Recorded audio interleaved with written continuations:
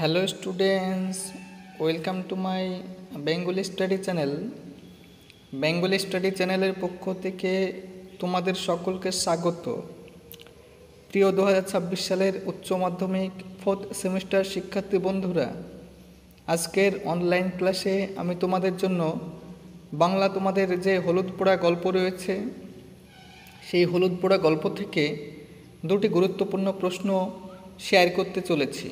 এই দুটি গুরুত্বপূর্ণ প্রশ্ন তোমরা যদি সেমিস্টার শুরুর প্রথম থেকেই ভালো করে স্টাডি নিয়ে পড়াশোনা শুরু করো, আমি আশা করি তোমরা হলুদ পোড়া গল্প থেকে যে প্রশ্নই পরীক্ষায় আসুক না কেন, তোমরা এখান থেকে একটি প্রশ্ন 100% চ্যালেঞ্জ সহকারে আমি বলছি তোমরা কমন পেয়ে যাবে। তাই আমার দেওয়া প্রশ্নগুলি তোমরা এখন থেকে ভালো করে স্টাডি নিয়ে পড়াশোনা শুরু করো।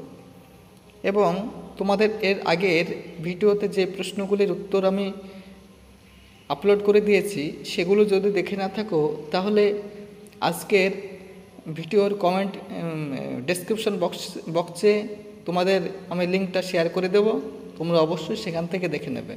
কিংবা তোমরা আমার চ্যানেলের প্লেলিস্টে গিয়ে সেখান থেকে তোমরাও দেখে নিতে পারো।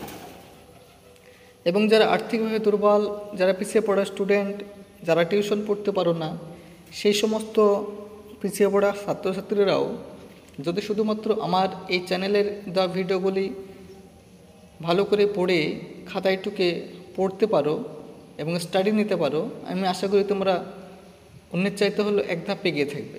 কারণ আমি প্রত্যেকটা চ্যাপ্টার ওয়াইজ প্রত্যেকটি প্রশ্নই তোমাদের কভার করে থাকি।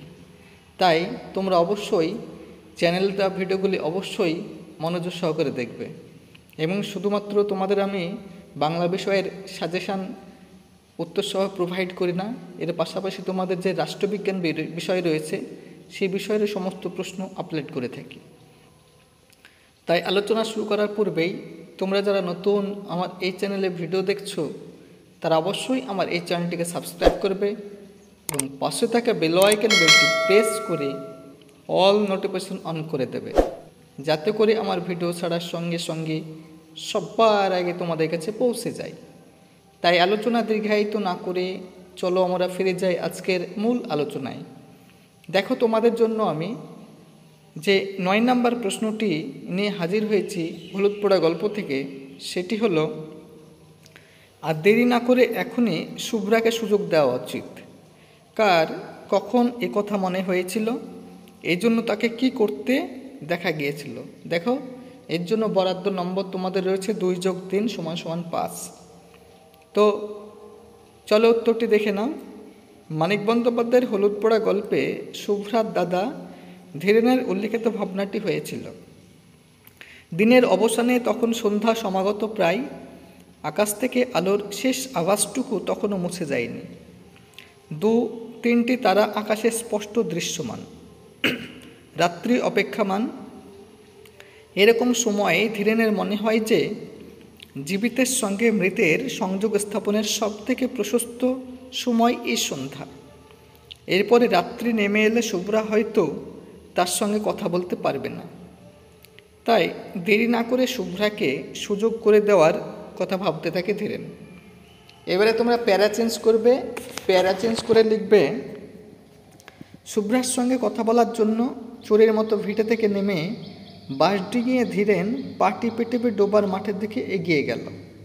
কিছু পরে এক অদ্ভুত বিকৃত গলার ডাক শুনে ধীরেনের স্ত্রী শান্তি লণ্ঠন হাতে ঘর থেকে বেরিয়ে আসে এবং দেখে যে বাঁশের ওপারে দাঁড়িয়ে হিংস্র জন্তুর চাপা গর্জনের মতো গম্ভীর আওয়াজে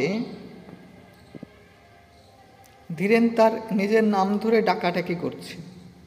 তার গেঞ্জি আর কাপড়ে কাদা আর রক্ত মাখা, ঠোঁট থেকে চিবুক বেয়ে ফোঁটা ফোঁটা রক্ত গড়িয়ে পড়ছে। ধীরেন শান্তিকে বাঁশ সরিয়ে নিতে বলে, কারণ সেই বাঁশ ডিঙোতে পারছিল না। পরের 10 নম্বর প্রশ্নটি আলোচনা করার পূর্বেই তোমরা যারা নতুন আমার এই চ্যানেলে ভিডিও দেখছো, তারা অবশ্যই আমার এই চ্যানেলটিকে সাবস্ক্রাইব করবে, লাইক করবে, কমেন্ট করবে এবং শেয়ার করবে। কারণ আমার এই চ্যানেলটি যেহেতু নতুন, সেহেতু আমার এই চ্যানেলটি যাতে ভবিষ্যতে অনেকদের প্রসারিত হয়, অগ্রসর হয় এবং চ্যানেলটির গ্রোথ হয় এবং চ্যানেলটি যাতে কন্টিনিউ তোমাদের সাপোর্ট এবং সহযোগিতা করতে পারে, সেই জন্য তোমাদের সাপোর্ট এবং সহযোগিতা আমি একান্তভাবে কামনা করি। তাই আলোচনা দীর্ঘায়িত না করে চলো আমরা ফিরে যাই আজকের মূল আলোচনায়।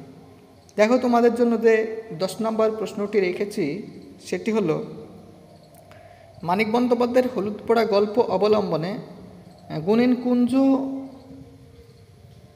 কুঞ্জ ওকার চরিত্রটি বিশ্লেষণ করো। তো উত্তরটি তোমরা একবার দেখে নাও। কুঞ্জ ওকা ছিল একজন নামকরা গুণিন। তার গুণপনার খবর চারিদিকে ছড়িয়ে পড়েছিল বলে সবাই এক ডাকে তাকে চিনত। একদিন নবীনের স্ত্রী দামিনী হঠাৎ অজানা রোগে আক্রান্ত হলে বুড়ো পঙ্কজ ঘোষাল তাই কুঞ্জের কথাই মনে করেছে। ডাক্তারের থেকেও যেন কুঞ্জ অনেক বেশি শক্তিশালী। অন্ধ সংস্কারে বিশ্বাসী গ্রামবাসী তাই কুঞ্জর গুণপাতেই আস্থা রেখেছিল। এবারে তোমরা পয়েন্ট করবে ভীতির মায়াজাল স্রষ্টা। হলুদ পড়া সংস্কারবদ্ধ মানুষের জীবনচিত্র। লোক সংস্কার ও অন্ধবিশ্বাসের প্রভাবে মানুষ কীভাবে প্রভাবিত হয়, এই গল্পে সেই প্রতিচ্ছবি ফুটে উঠেছে। কুঞ্জ ওঝা সেই আদিম সংস্কারেই ধ্বজাধারী। মানুষের অজ্ঞতা ভীতি তার বুটিবুজির উৎস। চক্রবর্তী বাড়িতে কুঞ্জের গুণপনা দেখার লোভে গায়ের মানুষেরা ভিড় জমাতে শুরু করলে কুঞ্জ প্রথমেই সকলের মনে ভীতির উদ্বেগ ঘটাতে বলে, ভরসা যে ভর করেছেন সহজে ছাড়বেন না। কৌশল প্রয়োগের দক্ষতা পরে পয়েন্ট লিখবে তোমরা। কুঞ্জ কৌশল প্রয়োগে অত্যন্ত পারদর্শী ছিল। দামিনীর রোগ সারাতে প্রথমেই উপস্থিত সকলকে ঘরের দাওয়া থেকে নামিয়ে বেড় করে মন্ত্রপাঠ শেষে দাওয়ায় জল ছিটিয়ে দামিনীর এলো চুল শক্ত করে খুঁটিয়ে বেঁধে দেয় সে। এরপর পুনরায় মন্ত্র পড়ে মালসার আগুনে নানা রকম উপকরণ পুড়িয়ে তার গন্ধে দামিনীকে বশীভূত করে ফেলে। সবশেষে কাঁচা হলুদ পুড়িয়ে তার শুভ্রাত দাদা ধীরেন উভয়ে ছিল দুর্বল চিত্ত, অবসাদগ্রস্ত, আর এই মানসিক বিকারগ্রস্ততারই সদ্ব্যবহার করেছিল সুচতুর কুঞ্জ। আবার অন্যদিকে দামিনী যখন জানায় সে শুভ্রা বলাই চক্রবর্তী তাকে খুন করেছে, তখন প্রশ্ন তৈরি হয়, 3 দিন আগে যে মৃত সে খুন করবে কিভাবে?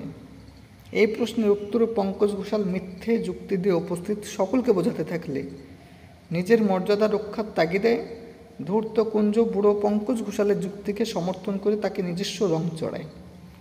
এবারে প্যারাচেঞ্জ করে তোমরা লিখবে, হলুদ পড়া গল্পে মানিক বন্দ্যোপাধ্যায় যে সমাজ সত্য এবং মনস্তাত্ত্বিক ভাবনাকে উপস্থাপন করতে চেয়েছেন, এভাবে তার সহায়ক হয়ে উঠেছে কুঞ্জ ওঝা। এই যে দুটি গুরুত্বপূর্ণ ইম্পর্টেন্ট নোট তোমাদের আমি শেয়ার করলাম, এই দুটি গুরুত্বপূর্ণ নোট অত্যন্ত গুরুত্বপূর্ণ, বিশেষ করে তোমাদের 4th সেমিস্টার ফাইনাল এক্সামের জন্য। তাই এখন থেকে তোমরা ভালো করে স্টাডি নিয়ে পড়াশোনা করো, আমি আশা করি তোমরা সাকসেসফুল হবে। তাই এরকম নিত্য নতুন ভিডিও পেতে তোমরা অবশ্যই আমার এই চ্যানেলটিকে সাবস্ক্রাইব করবে, লাইক করবে, কমেন্ট করবে এবং চ্যানেলটি বেশি বেশি বন্ধু বান্ধবদের মধ্যে শেয়ার করো।